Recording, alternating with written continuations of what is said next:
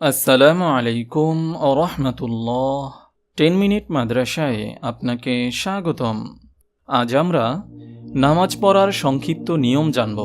উপমহাদেশে বেশিরভাগ মুসলমান হানাফি মাযহাব অনুসরণ করে থাকে, তাই হানাফি মাযহাব অনুসারে নামাজ পড়ার সংক্ষিপ্ত নিয়ম এই ভিডিওতে উল্লেখ করা হলো।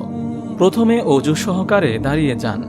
নামাজের নিয়ত করে উভয় হাত কান পর্যন্ত ওঠান। তাকবীরে তাহরিমা বলার পর বাঁ হাতের ওপর ডান হাত রেখে নাভির নিচে রাখুন। এরপর অনুচ্চ স্বরে বলুন, সুবহানাকাল্লাহুম্মা ওয়া বিহামদিকা ওয়া তাবারাকা ইসমুকা ওয়া তাআলা জাদ্দুকা ওয়া লা ইলাহা গায়রুক।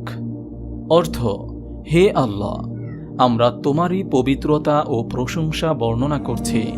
তোমার নামই বরকতপূর্ণ এবং তোমার গৌরবই সর্বোচ্চ। তুমি ছাড়া অন্য কোনো উপাস্য নেই। নাসাই হাদিস নম্বর 889।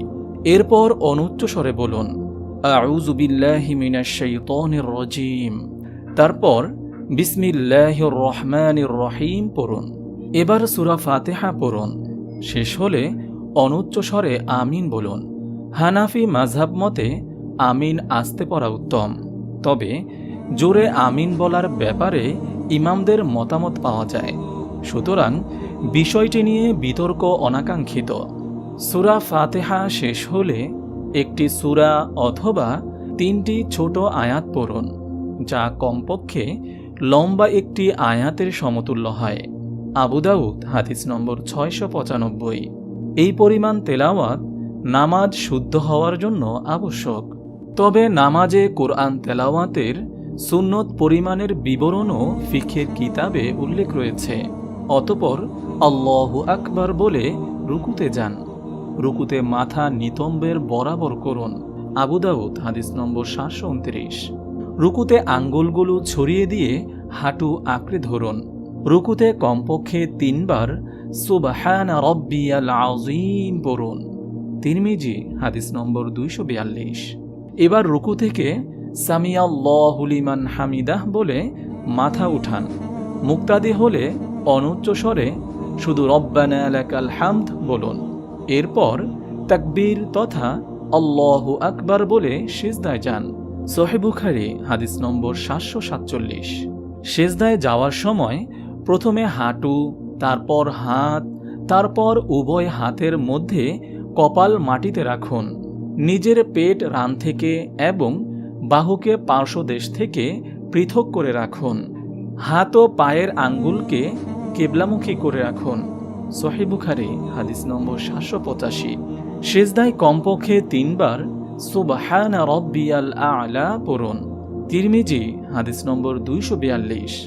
এরপর সিজদা থেকে ওঠার সময় সর্বপ্রথম মাথা উঠিয়ে উভয় হাত রানের উপর রেখে স্থিরতার সঙ্গে বসে পড়ুন। এরপর তাকবীর বলে দ্বিতীয় সিজদা করুন। দ্বিতীয় সিজদাও কমপক্ষে 3 বার তাসবিহ পড়ুন। বেজোড় সংখ্যায় এর বেশিও পড়া যাবে। অতঃপর জমিনে হাত দ্বারা ঠেক না দিয়ে এবং না বসে সরাসরি তাকবীর বলে দাঁড়িয়ে যান। এ পর্যন্ত প্রথম রাকাত সম্পূর্ণ হলো। এখন দ্বিতীয় রাকাত আরম্ভ হলো। এতে হাত উঠাবেন না, সানাও পড়বেন না, আউযু বিল্লাহ পড়বেন না। তবে বিসমিল্লাহ বলে আগের মতো সূরা ফাতিহা ও সঙ্গে অন্য একটি সূরা পড়ে রুকু সিজদা করবেন। দ্বিতীয় সিজদা শেষ করে ডান পা খাড়া করে বাঁ পা বিছিয়ে দিয়ে তার উপর বসে যাবেন। তখন আপনার হাত থাকবে রানের উপর এবং ডান পায়ের আঙ্গুলগুলো থাকবে কিবলামুখী। সহিহ মুসলিম হাদিস নম্বর 912। অতঃপর তাশাহুদ পড়বেন। তা হল আত-তাহিয়াতু লিল্লাহি ওয়াস-সালাওয়াতু ওয়াত-তাইয়্যিবাত। আসসালামু আলাইকা আইয়ুহান নাবিয়্যু ওয়া রাহমাতুল্লাহি ওয়া বারাকাতুহু।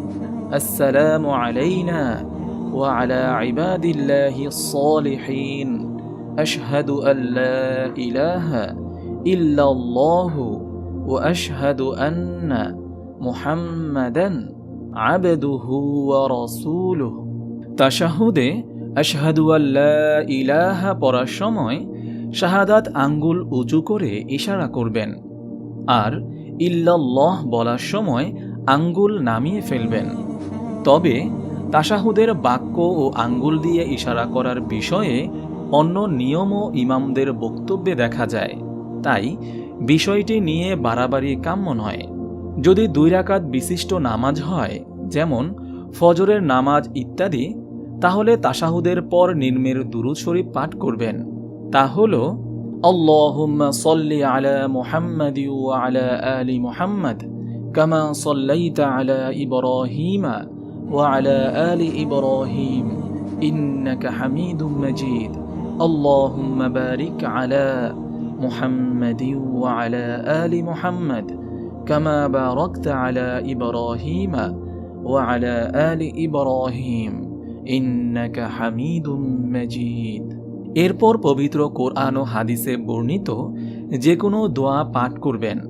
যেমন এই দোয়া পড়তে পারেন, এটাকে দোয়ায়ে মাসুরা বলা হয়। তা হল আল্লাহুম্মা ইন্নী যালামতু নাফসি যুলমান কাসীরা ওয়া লা ইয়াগফিরুয যুনুবা ইল্লা আনতা ফাগফিরলি মাগফিরাতাম মিন ইনদিক ওয়ারহামনি ইন্নাকা আনতাল গফুরুর রহিম। অথবা এই দোয়া পড়বেন, রব্বানা আতিনা ফিদ দুনিয়া হাসানাহ ওয়া ফিল আখিরাতি হাসানাহ ওয়া কিনা আযাবান নার। এরপর আসসালামু আলাইকুম ওয়া রাহমাতুল্লাহ বলতে বলতে ডানে এবং বায়ে মাথা ফেরাবেন। সালাম ফেরানোর সময় আপনার পাশের নামাজি ব্যক্তি এবং ফেরেশতাদের কথা স্মরণ করবেন। যদি নামাজ 3 রাকাত বিশিষ্ট হয়, যেমন মাগরিবের নামাজ, তখন প্রথম বৈঠকে তাশাহুদের পর আর কিছু পড়বেন না, বরং আল্লাহু আকবার বলে সোজা দাঁড়িয়ে যাবেন। তবে তৃতীয় রাকাতে শুধু সূরা ফাতিহা পড়বেন। আর নামাজ যদি 4 রাকাত বিশিষ্ট হয়, যেমন জোহর, আসর ও এশার নামাজ, তখন চতুর্থ রাকাতেও শুধু সূরা ফাতিহা পড়বেন।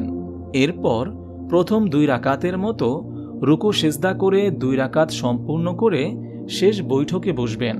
সেখানে উল্লেখিত পদ্ধতিতে তাশাহুদের পর দুরুদ এবং এরপর দোয়ায়ে মাসুরা পড়ে উভয় দিকে সালাম ফেরাবেন।